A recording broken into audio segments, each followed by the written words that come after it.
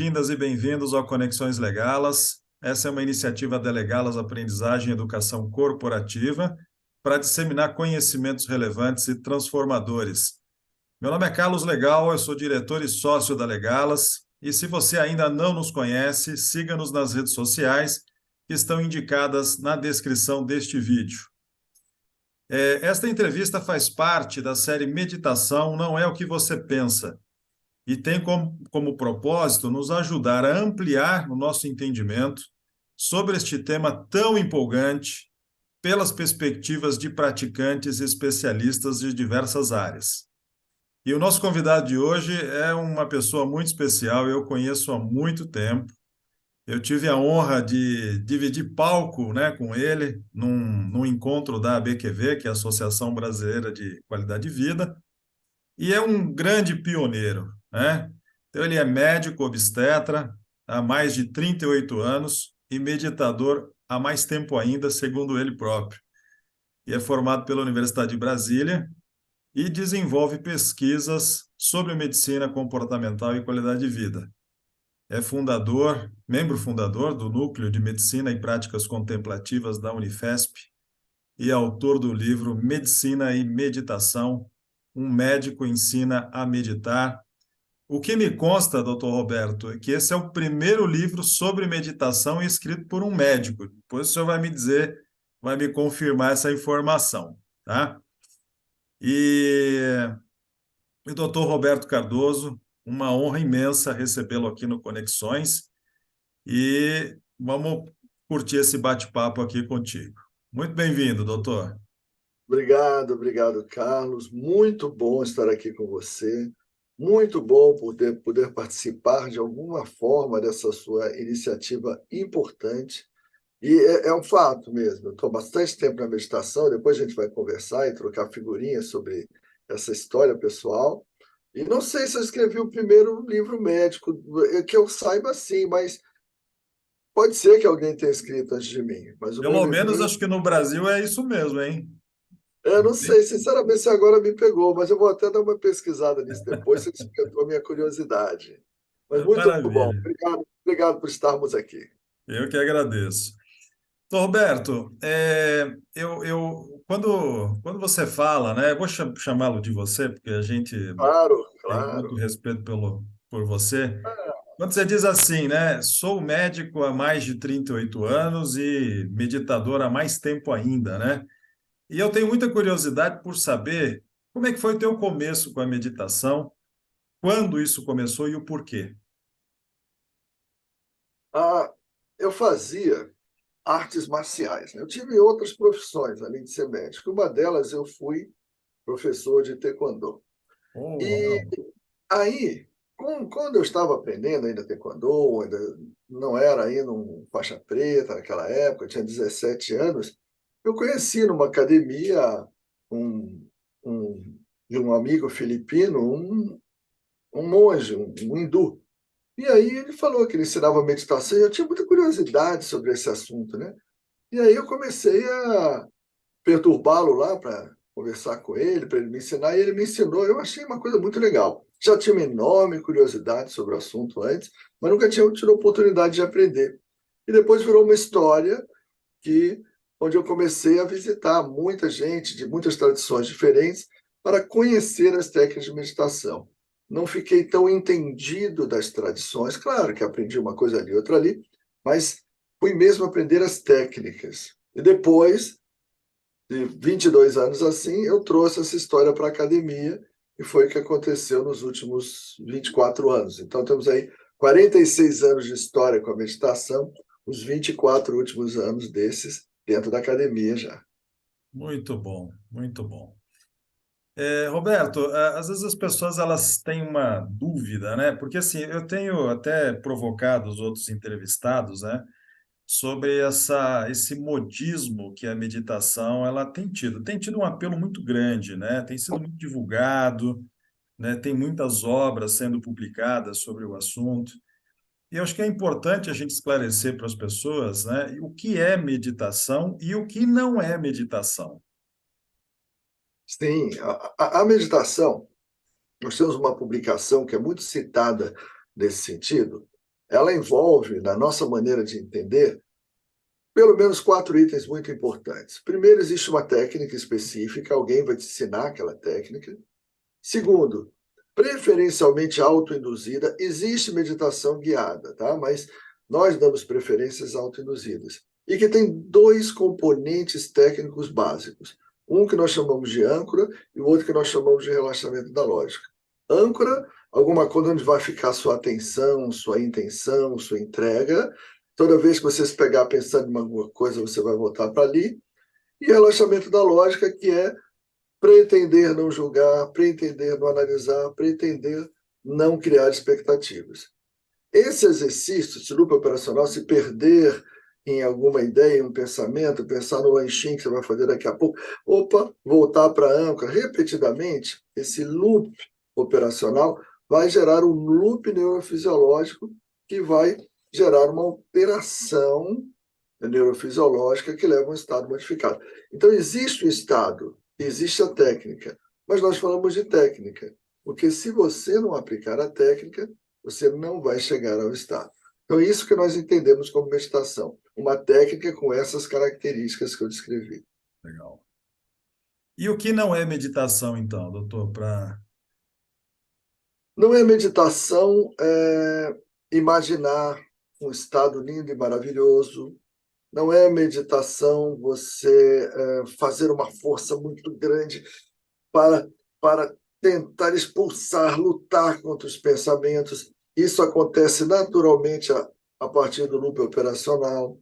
Não é meditação aquela imaginação guiada, onde você imagina um laguinho, um patinho, porque você vai dar nuances assim lógicas, imaginando o tamanho do laguinho, a velocidade da batida da asa do patinho quando ele voa. Você vai dar conotações diversas, onde você usa muito a lógica. Não é meditação também técnicas de relaxamento, onde você não tem necessariamente uma âncora, mas apenas segue uma sequência.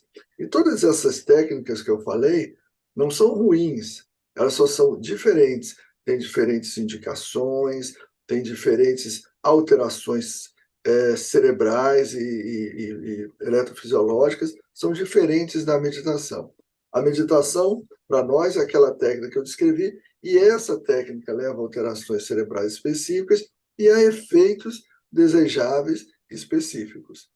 Então, a gente não pode confundir essas coisas que parecem ser meditação, em alguns momentos podem até estar mais bem indicadas que a meditação, mas que, na verdade, são técnicas diferentes. É muito interessante. Tem esse aspecto bem preciso, né? Bem marcado do que é mesmo. Doutor, o que te motivou a conectar a meditação com a medicina? Como é que foi esse processo?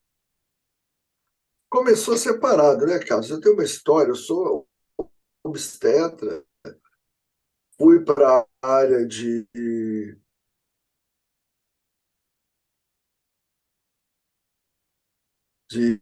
mais obstetrícia que ginecologista, fui para sou atual da Academia Brasileira de Ultrassonografia.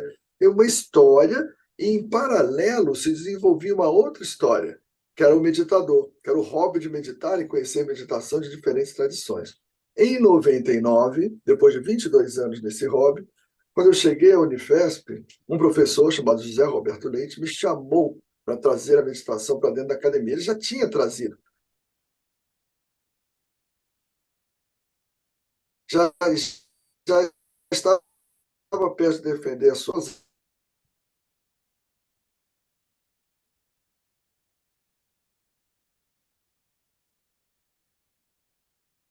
dentro da academia.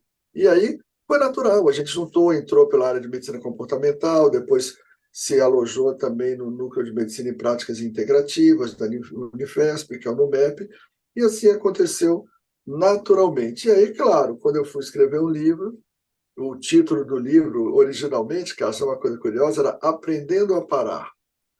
Aí a minha editora falou: olha, você tem que escrever. Você é um médico que vai ensinar a meditar, porque é isso que as pessoas vão achar interessante. Aprendendo a parar, o pessoal vê em cada esquina uma história assim. E aí o livro virou Medicina e Meditação. Foi aí que as coisas se misturaram. Foi uma coisa que aconteceu naturalmente. e que eu não imaginava que um dia poderia acontecer. Mas era para ser assim de alguma maneira, eu imagino.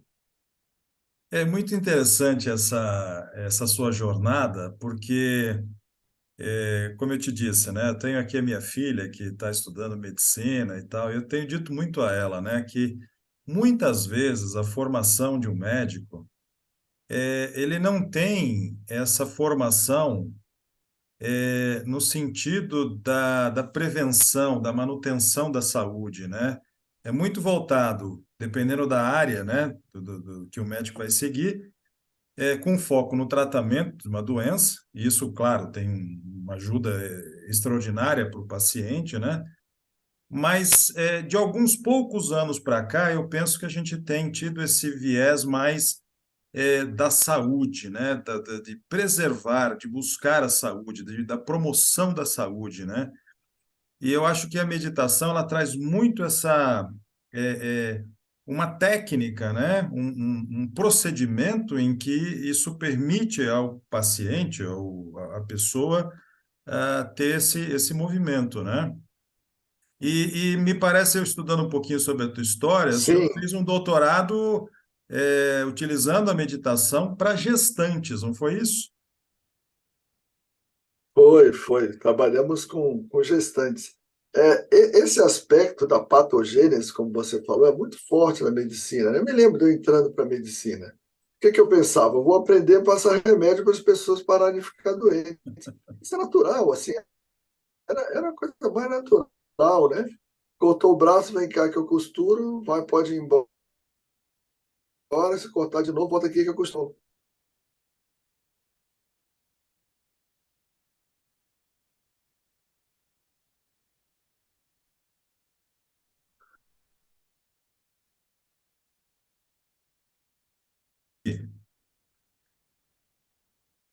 Então, esse princípio da patogênese, ele pode dar lugar, é o que a gente espera, à salutogênese, né? Que é o médico como elemento de saúde, que cura, ajuda a curar a doença, mas também ajuda a preservar a saúde. O princípio da patogênese é um princípio do vem cá que eu costuro o seu braço, se cortar, volta aqui que eu costuro de novo. E o princípio da salutogênese é diferente, que na antiga China havia nobres que pagavam o médico e quando eles ficavam doentes, o médico parava de receber o salário deles, só voltava a receber quando eles ficavam bons novamente. E esse é um princípio diferente, que aí o médico tinha todo o interesse do mundo em preservar a saúde daquele nobre. E aí, esse ponto da salutogênese é, de fato, uma coisa que merece o diferencial. E quando eu me interessei por meditação, pegando o gancho da sua pergunta ainda, eu fui para o departamento de psicobiologia pelo interesse da meditação, mas eu estava fazendo primeiro um mestrado na obstetrícia. Quando eu terminei meu mestrado, precisava escolher um tema para o doutorado, eu mudei de linha. Eu tinha uma linha com prematuridade eletiva e fiz meu doutorado com essa área dita de intervenções comportamentais, com meditação em grávidas, e foi muito legal. Que a ideia era ver se as grávidas tinham as mesmas alterações eletrofisiológicas da pessoa, a mesma resposta de relaxamento, e tem. E a gravidez é um tema muito legal, né? Porque não é uma época boa para você ficar tomando muito remédio, né? Então isso é bom. Sim. Usar muita medicação na gravidez não é uma coisa legal. Então a meditação é algo bastante interessante para a grávida também. Mas nós temos a esperança, tá, Carlos, que o médico seja um agente da salutogênese, seja, se possível, um agente um exemplo de saúde. Nós médicos precisamos nos tornar exemplos de saúde, símbolos de saúde. Só para terminar aqui, encerrando a minha resposta, eu me lembro que quando eu fui para a psicobiologia, o professor Zé Roberto Leite falou: Roberto, eu vejo o pessoal oriental, eles não têm metodologia científica, metodologia acadêmica, mas estão muito, nem muita didática, mas estão bem, você olha para eles, eles estão bem. E os ocidentais têm metodologia, têm didática, mas eles estão mal. A gente precisa chegar num ponto onde a pessoa tenha metodologia e esteja bem. Busque isso, porque se você conseguir isso, você vai dar uma grande contribuição. Até hoje eu tento. Não sei, acho que ainda não cheguei aí, Mas é nessa direção que eu miro pelos conselhos antigos que eu recebi. Ah, formidável. Eu acho que é justamente é o que a gente chama dessa integridade, né? Dessa coerência, né? Entre aquilo que você costuma ensinar e orientar o outro e colocar aquilo na sua vida, né? A questão do exemplo mesmo, é formidável isso. E eu acredito muito nisso, né? De um profissional de saúde ou qualquer profissional que lide com o desenvolvimento de pessoas, a gente tem que ser exemplo, né? Daquilo que a gente procura ensinar. Agora, eu queria voltar só um pouquinho, Roberto, nessa experiência, né, com as gestantes. O que que vocês descobriram lá nessa pesquisa de doutorado? O que que foi relevante que você descobriu ali? A gente já sabia que a gestante é uma ansiosa disfarçada. Por baixo daquela figura, aquele doce de candura, aquela figura tão. Tem ali um vulcão de emoções, e que é crescente à medida que o parto se aproxima. Temos momentos lá pelo meio da gravidez que parece que cai um pouco, os trabalhos são polêmicos, cai um pouco o nível de ansiedade, depois sobe de novo, mas o fato é que a ansiedade aumenta. Então, a gente queria ver se, primeiro, se as respostas fisiológicas eram semelhantes nas gestantes, e são. Segundo, se a gente conseguia atuar sobre os níveis de ansiedade da gravidez. E a gente descobriu que sim, que, por exemplo, o bem-estar referido, o nível de tensão referida, bem-estar de tensão referida, aumentava no grupo de gestantes e diminuiu no grupo das gestantes que meditaram. Então, é uma coisa muito legal, porque você diz, ó, se eu achar o método que eu conseguir manter o nível de ansiedade da gestante num platô, eu já descobri uma coisa muito boa, né? Porque ela cresce, ela vai subindo. Hum. E, na verdade, nós vimos que você pode até diminuir um pouco o nível de ansiedade da mulher enquanto ela está grávida, o que é uma coisa muito bacana.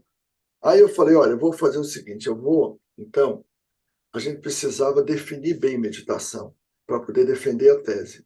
E não tinha uma publicação legal. Aí, por causa disso, que a gente publicou o trabalho, e o trabalho eclipsou a própria tese, porque ele ficou muito conhecido, né? Ele tem aí, sei lá, 270 citações, uma coisa assim absurda. Para mim, né, para mim eu nunca imaginava ter 270 citações de um trabalho. E aí esse trabalho eclipsou a tese. Eu falei, ok, eu vou me dedicar a pesquisar gestantes, hipertensos, muitas patologias, mas primeiro eu preciso cunhar claramente na literatura internacional o que é meditação. No meio corporativo, no meio acadêmico, no meio de saúde mesmo, pós-saúde, hospitais, no meio monástico, ninguém para definir conceitual operacionalmente. Então, eu vou resolver isso, depois vou para outra linha. Ainda não saí até hoje dessa primeira parte, Carlos, porque até hoje ainda existe confusão. Então, uma missão de vida virou explicar conceitualmente, operacionalmente o que é meditação. E isso, só um parênteses, não é tirar da meditação o seu aspecto imponderável. Não é tirar o aspecto etéreo da meditação. Não. Ao contrário, isto é reconhecer humildemente que tudo que a gente pode oferecer é uma técnica. Que estas mudanças, esses benefícios, essa até mesmo alteração de traço, que chama-se de nova consciência, ela vem a reboque dos efeitos dessa técnica. Tudo que a gente pode dar é uma técnica. E isso foi bacana de ter aprendido, porque isso me fez, na minha opinião, um instrutor melhor. E assim, eu ensinei umas 5.000, quase 5.000 pessoas a meditar e formei mais de 400 profissionais de saúde na Unifesp como instrutores de meditação, com essa premissa.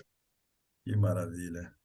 Eu percebo bem no seu trabalho, doutor, que o senhor faz bastante questão de dissociar a meditação dos aspectos religiosos e místicos, né? Porque durante muito tempo foi muito associado a isso, né? Mas como é que você vê a vantagem de fazer essa dissociação sendo um médico e uma pessoa que forma outras pessoas?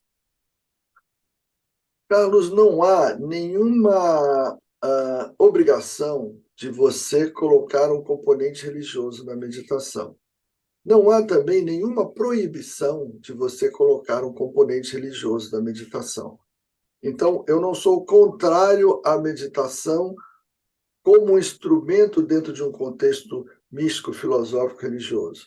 Eu sou contrário à obrigatoriedade desse contexto, como um pré-requisito para que você medite. Perfeito. Porque isso assusta muita gente.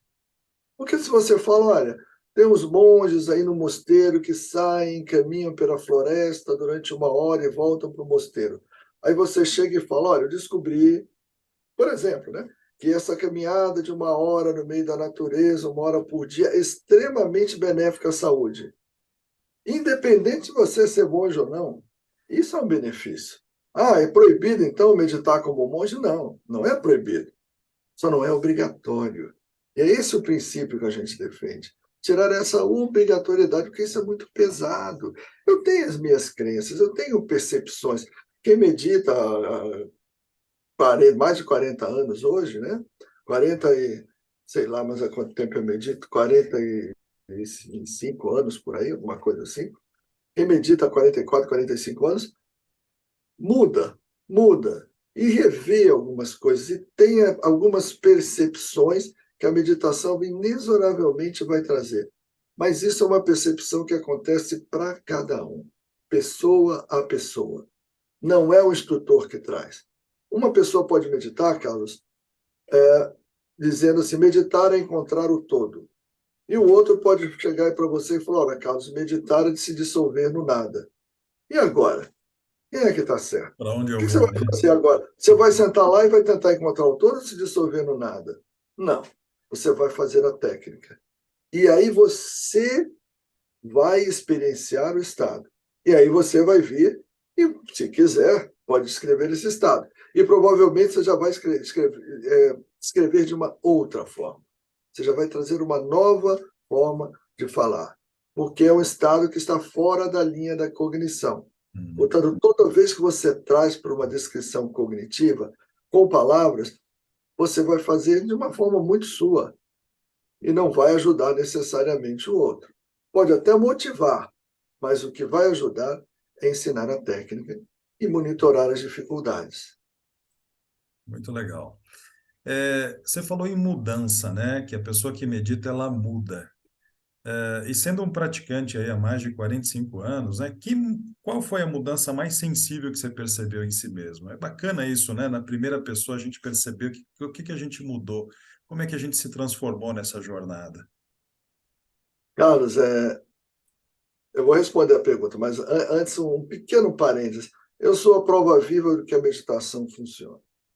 Uma pessoa muito de um mindset original muito rígido, uma pessoa muito dura consigo mesmo e com os outros, que sorria, não sorria tanto, não abraçava pessoas, e aí, com a mente compartimentalizada demais, ainda tem muito disso na minha mente, mas o que eu mudei foi uma coisa impressionante, né? Quem me conhece de muito tempo para cá, eu mudei demais, né, nesse aspecto. E isso foi muito legal, porque eu me tornei uma pessoa consideravelmente menos rígida, consideravelmente menos compartimentalizada, consideravelmente mais tolerante.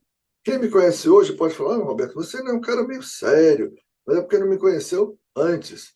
Quem me conheceu 20, 30 anos atrás, 30 anos atrás, me conhece agora, vê uma grande diferença. Então, eu melhorei primeiro foco, atenção. Eu tinha um leve grau de déficit de atenção na infância, e isso foi uma dificuldade muito grande. A meditação me ajudou demais nesse aspecto do foco e atenção. Eu melhorei aspectos do sono, eu melhorei aspectos relacionais, que ficaram melhores, não perfeitos, mas melhores. E você cria uma visão diferente da vida, né, cara? Você vê que a vida, que você não vive a vida, né? Que a vida vive você, que a vida flui através de você. Isso muda demais a sua percepção da vida. E com o tempo, sabe, Caso, é uma coisa interessante, isso os estudos chamam de alteração de traço da personalidade, porque você tem o estado, que é naquele momento, e com o tempo altera-se o traço da personalidade. E uma coisa bacana que você percebe, que até estudos que mostram isso neurofisiologicamente, é que áreas cerebrais que ficam ativadas fora da meditação, naqueles meditadores de longo tempo, muito tempo de prática, eles ativam áreas de autoobservação de uma forma simultânea às áreas que ficam vagando por aí. Então é como se existissem dois Carlos, passassem a existir dois Carlos. Um que pensa igual um papel na ventania, porque a gente pensa demais, produz pensamento demais, e um outro que observa o Carlos pensando. Então sua mente muda, mas o que muda mais ainda é a sua capacidade de observar a mente. Isso é muito interessante, porque isso te faz rever algumas coisas. Até mesmo alguns comportamentos externos podem continuar a se esboçar, mas a sua observação deles muda.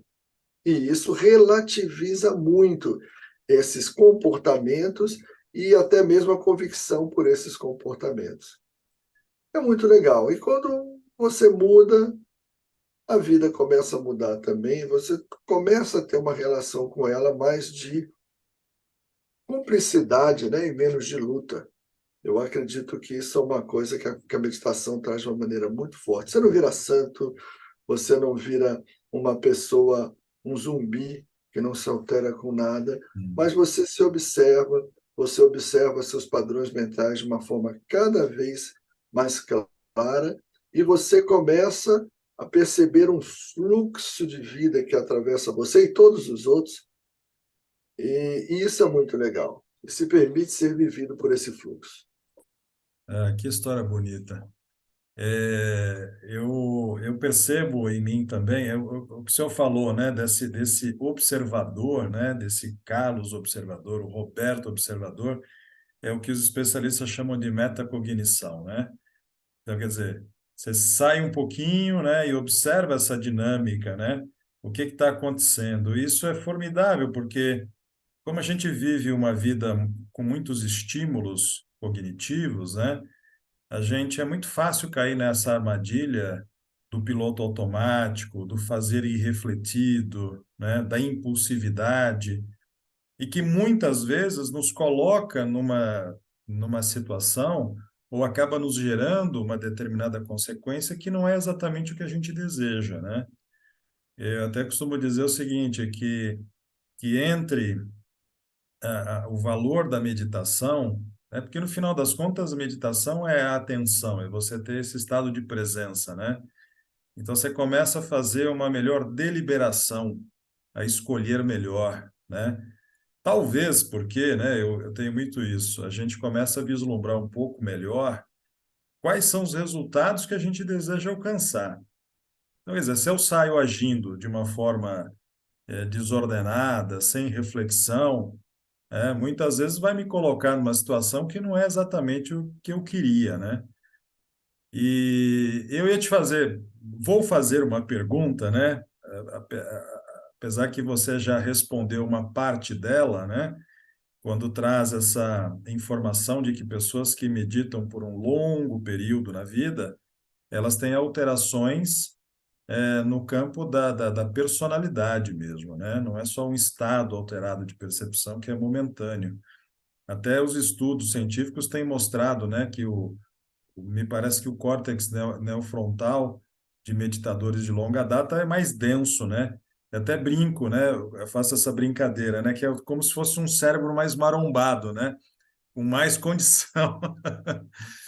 Mas eu queria saber, né, complementando essa informação, o que que as pesquisas têm revelado sobre as práticas da meditação no cérebro humano? O que que a gente tem de novidade aí? A meditação, ela trabalha a função cerebral. A meditação, ela muda, você mexe na função do cérebro, na química do cérebro, na química do corpo e na função do corpo. Nessa ordem, tá? Função cerebral, química corporal, função do corpo. E E aí na ela começa anatomia também, doutor? Na anatomia na também? anatomia também, na anatomia também. Porque o que acontece é que você tem uma população neuronal maior. Você tem uma perda de população neuronal menor. A primeira pesquisadora, a mais famosa, que publicou o trabalho mais emblemático, é uma pesquisadora de Harvard chamada Sarah Lazar. E a Sarah viu que você tinha uma mano, ela comparava com o passar, e aí ela muitos anos acompanhando, o passar do tempo, algumas áreas cerebrais, a ínsula é uma delas, que é uma área de autoobservação, por exemplo, elas mantinham a população neuronal, enquanto a população geral, a população, outras pessoas, tinha uma perda da população neuronal naquela área. E algumas até aumentavam a população em hipocampo, aumentavam a população em ínsula e marombavam mais o córtex pré-frontal. Isso é importante porque a meditação ela é, de fato, uma malhação neuronal. O cérebro marombado, você falou, na verdade, é uma malhação neuronal. E essa malhação neuronal que vai levar aos efeitos de autoobservação.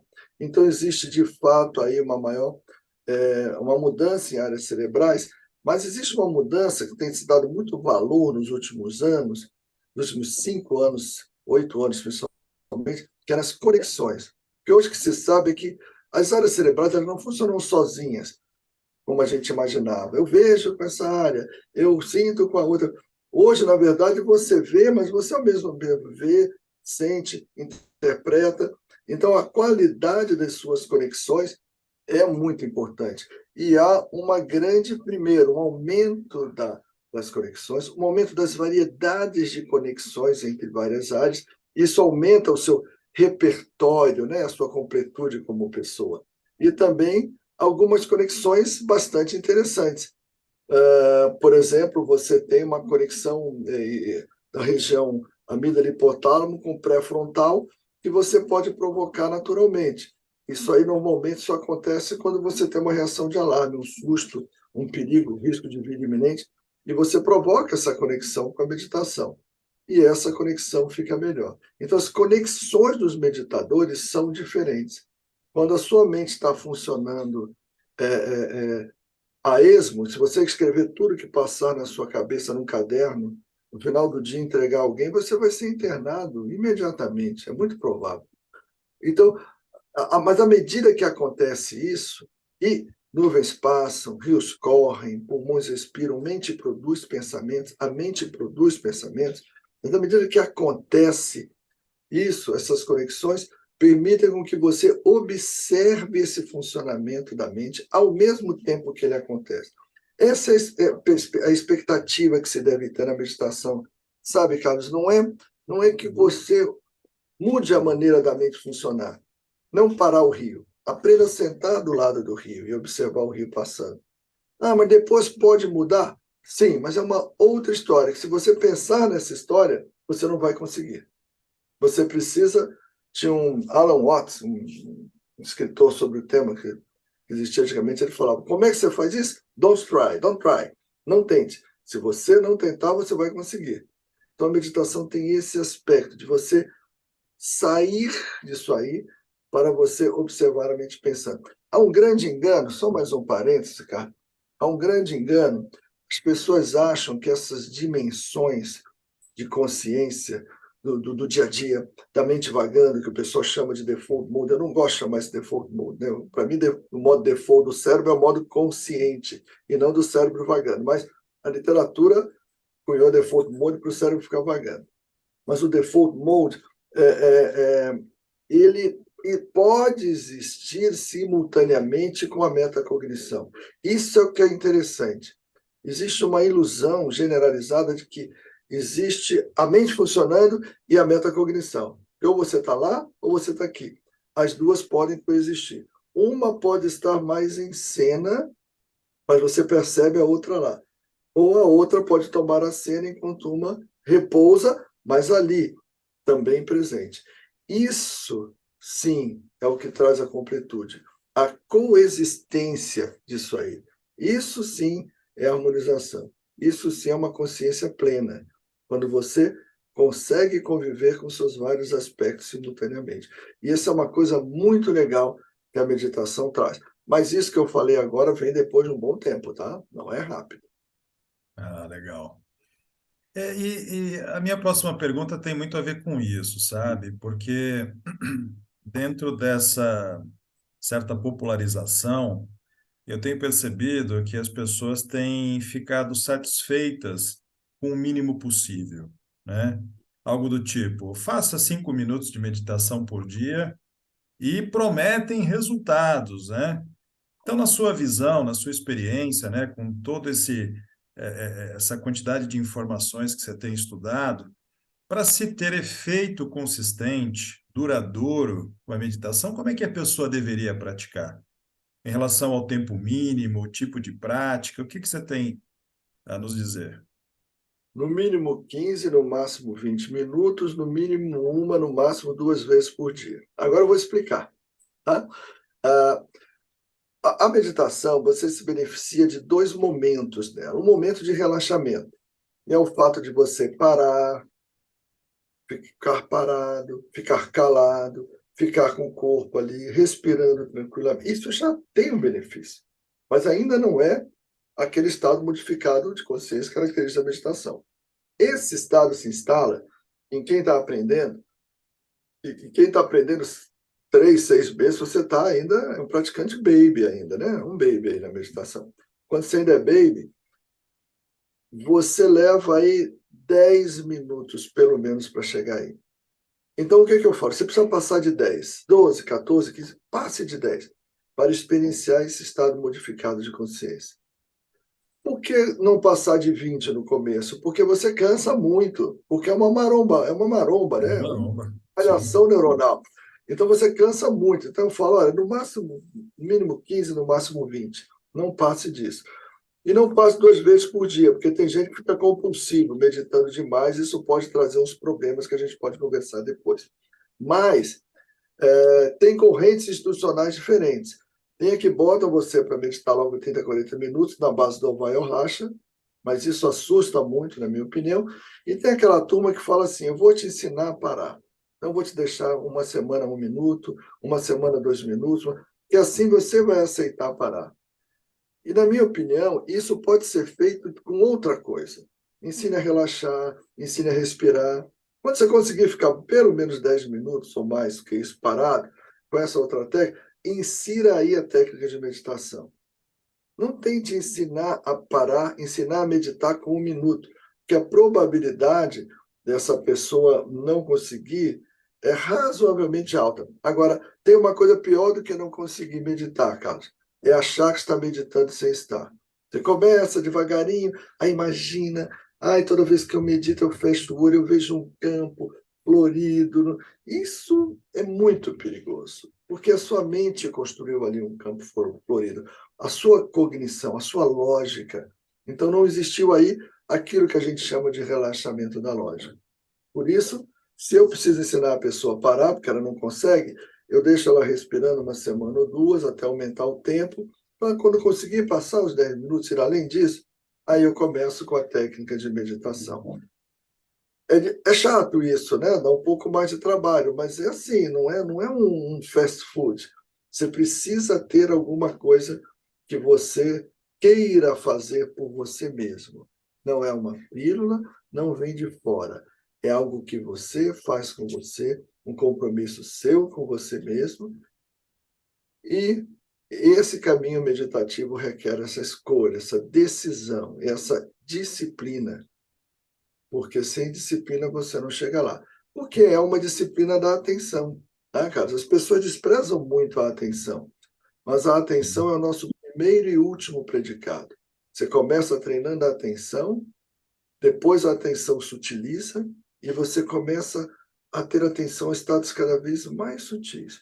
Até que aqueles grandes indivíduos que dizem que são iluminados, eu não tenho um iluminômetro para saber quem é iluminado, quem não é, mas esses grandes indivíduos, eles mesmos, pelo menos alguns, é que eu tive a oportunidade de ler textos deles ou perguntar diretamente, eles dizem que mesmo eles mantêm uma sutil atenção constante ao fluxo de algo maior, que a gente pode chamar de vários nomes, que o atravessa e atravessa tudo. Eles mesmos exercitam a atenção. E é mais fácil para eles estar na natureza do que estar ali em Times Square. Exige mais dele no Times Square, embora ele consiga manter o estado. Por isso que eu digo, a atenção é o nosso primeiro e último predicado. E por isso Alan Wallace chama na nova revolução humana, ele chama de revolução da A atenção. Evolução da Ele Atenção. usou É o esse título termo. de um livro dele, né? É o Inclusive. título de um livro dele. É o título de um livro dele. Maravilha. Eu costumo até dizer, doutor, que meditar num campo florido, né, num retiro, num templo é muito fácil, né? O grande desafio nosso é ter um momento no dia para que a gente possa se recolher, se recuperar, para ter o enfrentamento aí com qualidade do dia a dia, né? O que a gente tem percebido também, doutor Roberto, é uma certa a partir da pandemia, né, e essa questão da saúde mental, que passou a ser uma preocupação das organizações no geral, né, é uma situação de saúde pública também, mas as organizações e também o meu trabalho, né, lá atrás, foi quando a gente se conheceu, de levar yoga e meditação para as empresas, né, e sei que o doutor também tem esse trabalho. É, Quais as sugestões você teria para as empresas que desejam influenciar as pessoas a meditar, né? Você tem algum... Porque às vezes eu tenho percebido, inclusive, né? Lá na Fundação Getúlio Vargas, uma das disciplinas que eu tenho ministrado é a saúde corporativa e mindfulness. Então, a gente tem a oportunidade de ensinar isso ou para um grupo de recursos humanos, que são pessoas que tomam decisão em relação a isso, ou gestores que querem aprender. Então, eu vejo que tem muitos programas dentro das empresas, né? Até empresas que dizem assim, a gente faz lá a meditação uma vez por semana, né? 15 minutos em cada sessão, e a gente também tem assim a responsabilidade de mostrar o que efetivamente vai ter feito. Porque, por exemplo, se você faz lá algo com um tempo muito reduzido, uma vez a cada 15 dias, uma vez a cada semana, a pessoa não vai obter nenhum tipo de benefício, e aí vai dizer que Uhum. a meditação não funciona, né? Então, que tipo de sugestão você daria? E até tem uma pergunta aqui da Ana Paula Peron, né, que fez pelo Instagram. Ela pergunta: meditação na empresa uma vez por semana tem algum benefício? O que seria melhor que isso? Tá? Então, deixo contigo aí. A meditação, ela é uma prática regular e continuada. Então, meditação é como escovar os dentes, né? Você não vai escovar os dentes uma vez por semana, então você também não vai meditar uma vez por semana, porque essa malhação neuronal depende de uma prática regular e continuada. Meditar uma vez por semana seria mais ou menos como você ir a uma academia uma vez por mês. É mais ou menos essa relação a gente poderia fazer. Mas o que eu diria para as empresas? Primeiro, as pessoas precisam meditar dentro do ambiente estressor. Temos estresse na empresa? É lá dentro que as pessoas têm que meditar. Você pode começar com um retiro? Pode. Eu conheço pessoas que fazem retiros sensacionais. Eu mesmo já dei retiro, já conduzi retiro. Mas o retiro, ele tem alguns pontos muito fortes, tá? Muito bons, e eu indico. Mas tem alguns pontos, eu quero falar de um risco, um ponto de atenção. Você pegou alunos e eles tomavam anfetamina e faziam a prova no dia seguinte e não dormiam, e tinham notas baixas. Aí tentaram tomavam anfetamina, mas dormiam na última noite, tinham notas baixas. Até que alguém teve uma ideia e deu a anfetamina para eles na hora da prova. Então, eles fizeram a prova com a mesma neuroquímica em que tinham tido o aprendizado, e as notas subiram. Porque quando mudava a neuroquímica, eles não conseguiam aplicar plenamente aquele aprendizado. Era uma coisa chamada dissociação de aprendizagem.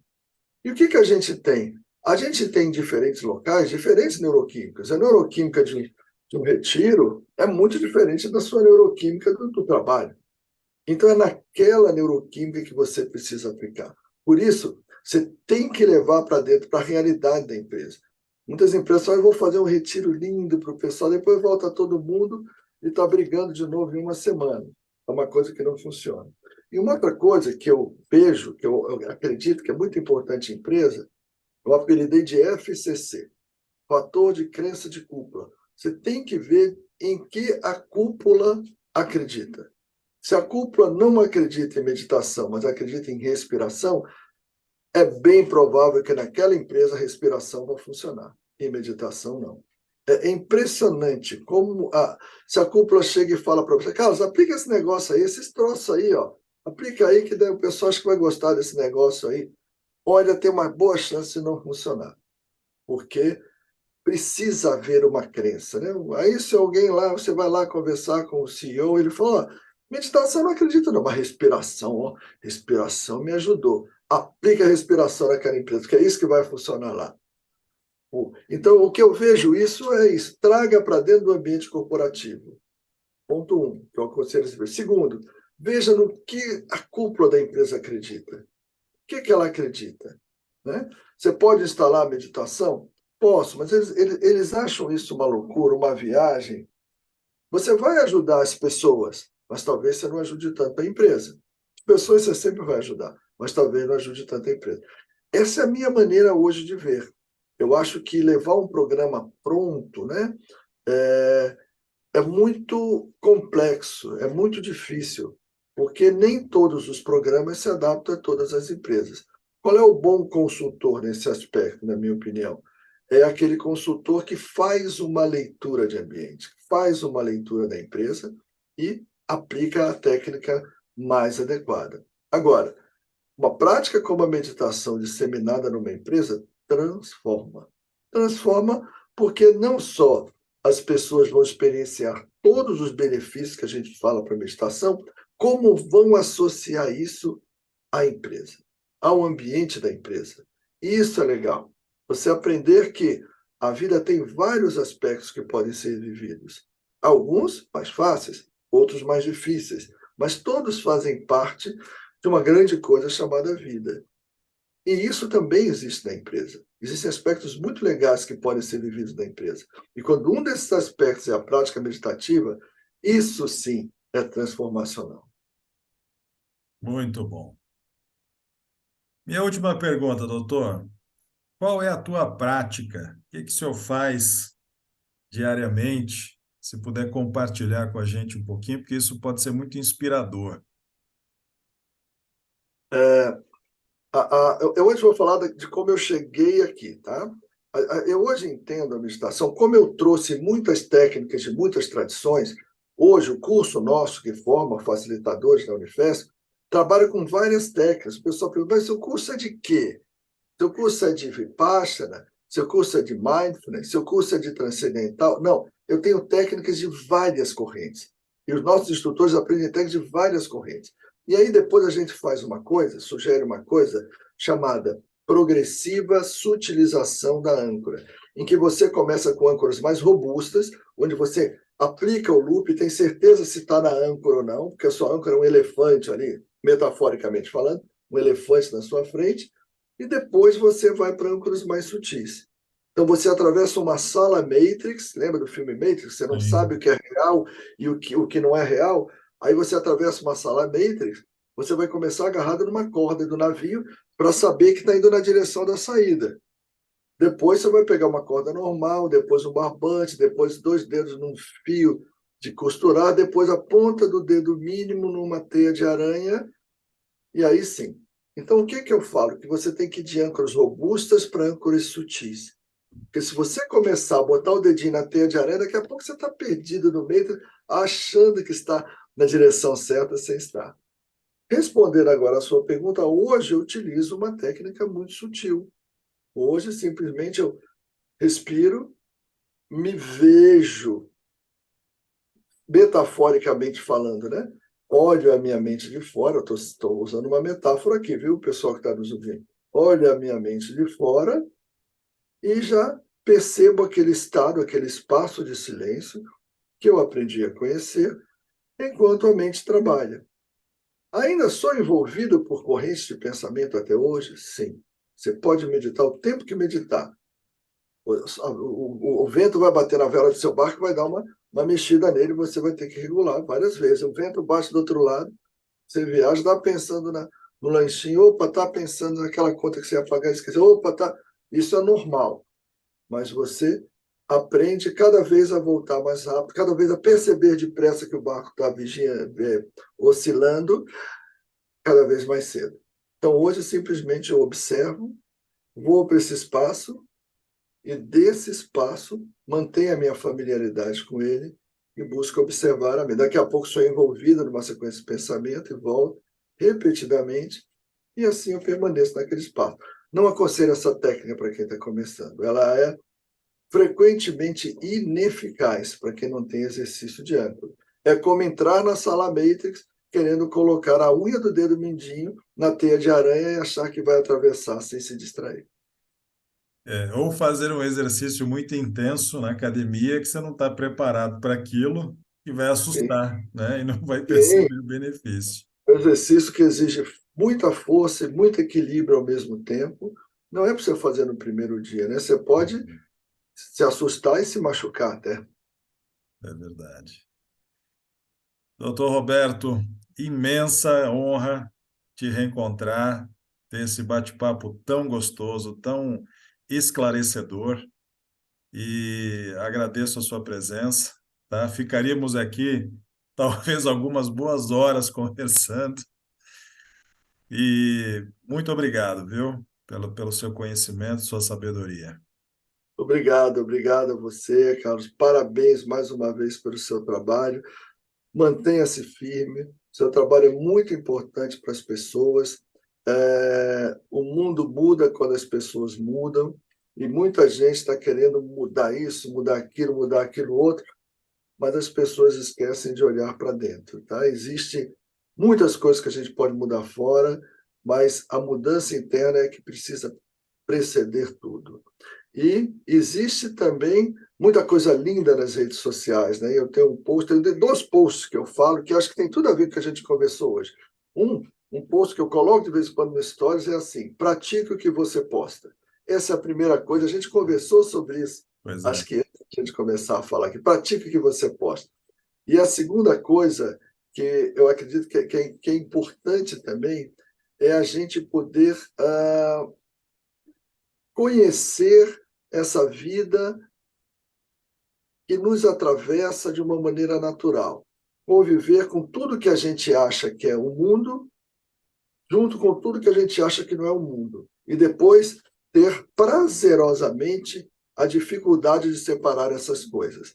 Aquilo que era científico, aquilo que era misto, aquilo que era material, aquilo que parecia espiritual. Tem uma hora que você prazerosamente terá dificuldade de separar essas coisas. Você vai olhar para essas coisas e vai ver um todo.